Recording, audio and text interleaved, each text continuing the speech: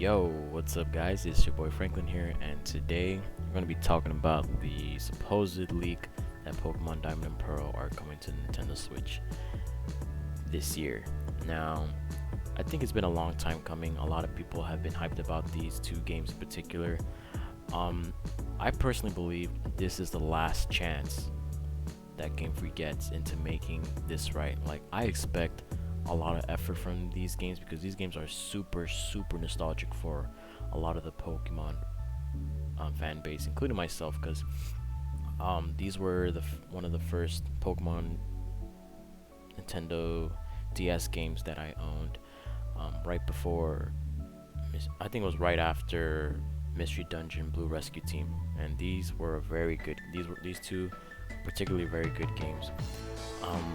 I kind of wish they remade sister games like Platinum, that way we can have the entire experience and with a much faster engine, because if you remember the original base games in Diamond and Pearl, the engine was so slow, the turn by turn was like ugh. But anyways, if you guys don't know, Central Pokemon leaks are very credible. They actually leaked out the DLC 2 and I believe DLC 1 Pokemon, and while we're at it, I think they were pretty spot on with Generation 8. So not that I usually believe in leaks and rumors and speculation websites. These guys have been very credible throughout the months that I followed them. As you recall, like one of the biggest leaks that they did was for the DLC 2 with the new Pokemon, and all the models and were pretty much spot on. So they have some clout. So if you guys want to follow them, go ahead and check them out. They're pretty good what they say.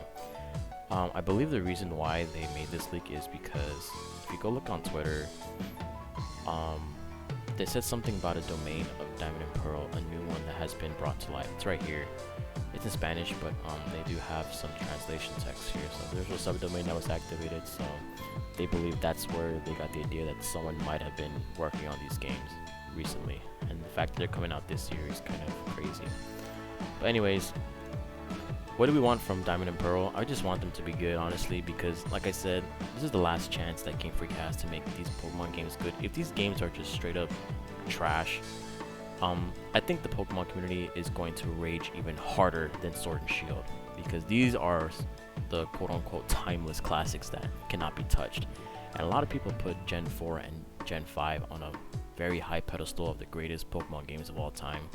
So if these games are ever tampered with and the quality isn't as what we expect them to be, expect people to be in a mob mentality and just rage like crazy. One of the rumors, which I don't think is true, is that they're gonna try to make these Let's Go games. Yeah, I don't think Let's Go fits in this this story. I understand Gen 1 story because it's very simple for the people who haven't played Pokemon or have been mostly Pokemon Go users to jump into the main series. So these games in particular, I don't think they want to be touched by Let's Go. These are, like I said, timeless classics. Just upscale everything, 3D modeling, make the Pokemon look good, please. Make the characters look good, man. A lot of us just want the nostalgic factor into it. One thing I'm excited about these games is the post story, because unlike a lot of the Pokemon games as of late, Gen 4 actually had a pretty good post story, and I know Platinum introduced the Battle Frontier. I really do hope that the people at Game Freak realize that it was a huge mistake and a missed opportunity of not including the Battle Frontier in the ORAS games, because obviously it was because Emerald exclusive, but I really hope they do put them in Diamond and Pearl. That's all I want, pretty much. If that's in the game, I'm 100% back in this game, but we shall see. So we're gonna go over what some people are saying about this leak that has been confirmed, which is very good, man, so far.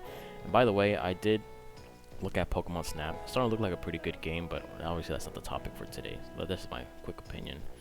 What does everyone want? Remakes? Because it's nostalgic factor. Jesus. Okay. Yeah, to be able to play past the experience on a current graphics. That's always been the case for remakes. Like, come on, dog.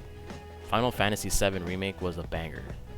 Okay, like, I don't think, if you don't understand how remakes and their values, go play Final Fantasy VII Remake, because speaking about Final Fantasy VII, this guy happens to have the oh, he's a current obsession with that. Yeah, what the hell? Of course he's gonna say that. Most fans will love new IPs, which is intellectual properties, not the same shit we've been already playing for.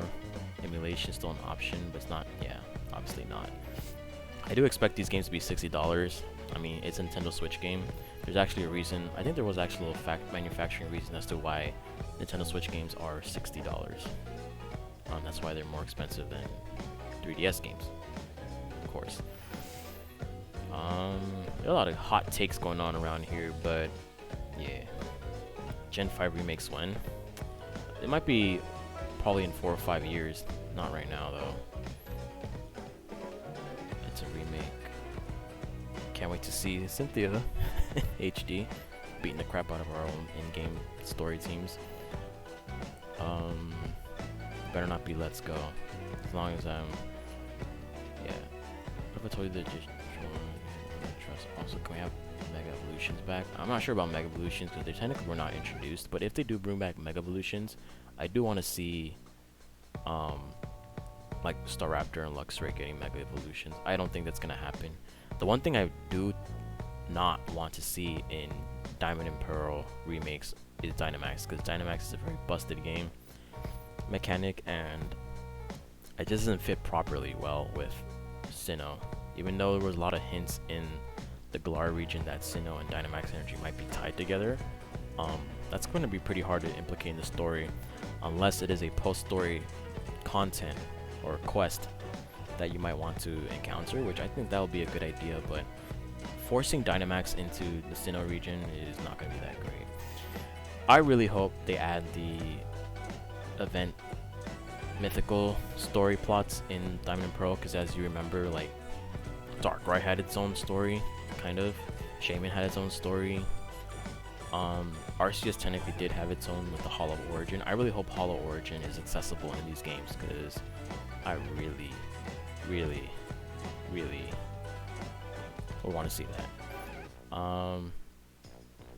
So yeah, I think that's pretty much it from my perspective. Wasn't expecting this video to be that long, but what do you guys think about Diamond and Pearl remakes?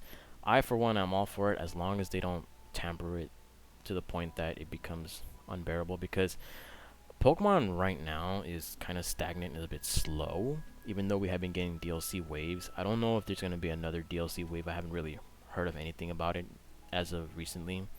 But Pokemon as a franchise in general tends to suffer from a stagnant and stale cycle, where you can play the game for like about a year, maybe 6 months, and then all of a sudden it just gets bland.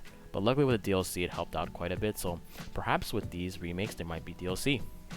Who knows? Maybe you can visit the mythical Pokemon in DLC waves. Maybe there will be more events popping up as DLC, and perhaps if you want to include a Battle Frontier-esque mechanic in the game, make it as a DLC. So there you guys have it. Like I said, just to tie up my points, these games better be fire, because I know Sword and Shield had so much controversy and so many people in the community raged like crazy. So this is the last stance for Game Freak, and I really hope they can pull this through, because Lord knows that the reaction of Sword and Shield, I'm gonna say it right now, is gonna be a lot worse if this goes down the wrong path. So anyways guys, it's your boy Franklin signing out. Peace.